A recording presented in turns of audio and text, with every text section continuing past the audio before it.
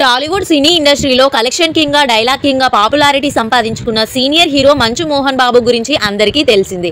అయితే ఆయన పేరు మాదిరిగానే ఆయనకి మొదటి భార్య సంబంధించిన విషయాలు చాలా మందికి తెలియకపోవచ్చు. సినిమా ఇండస్ట్రీకి వచ్చిన కొత్తలో మోహన్ బాబుకి విద్యాదేవితో పెళ్లి జరిగింది. వీరి సంతానంగా మంచు విష్ణు, మంచు లక్ష్మి పుట్టారు. ఆ తర్వాత మోహన్ బాబు వరుసగా సినిమా అవకాశాలు వస్తుండడంతో చాలా బిజీ ఆర్టిస్టుగా మారారు. అదే సమయంలో మోహన్ బాబు షూటింగ్ ముగించుకొని ఇంటికి ఆలస్యంగా వచ్చేవారట. అది భార్య విద్యాదేవికి అంతగా నచ్చేది కాదట. ఈ తరుణంలో ఇద్దరి మధ్య చిన్నపాటి గొడవలు జరిగేవట. దీంతో ఓ రోజు ఆమె గొడవలో భాగంగా బలవన్మరణం చేసుకుంది. ఆ సమయంలో విష్ణు, లక్ష్మి చిన్నపిల్లలు కావటంతో వారికి తల్లి లేని లోటు ఉండకూడదని మోహన్ బాబుకి నచ్చచెప్పి విద్యాదేవి సోదరి నిర్మలాదేవితో పెళ్లి జరిపించారట. ఆ తర్వాత వీరికి మనోజ్ పుట్టాడు. నిర్మలాదేవి ఎలాంటి భేదభావం లేకుండా అక్కపిల్లలు అయిన విష్ణు, లక్ష్మిలను మనోజ్తో సమానంగా చూస్తుంది.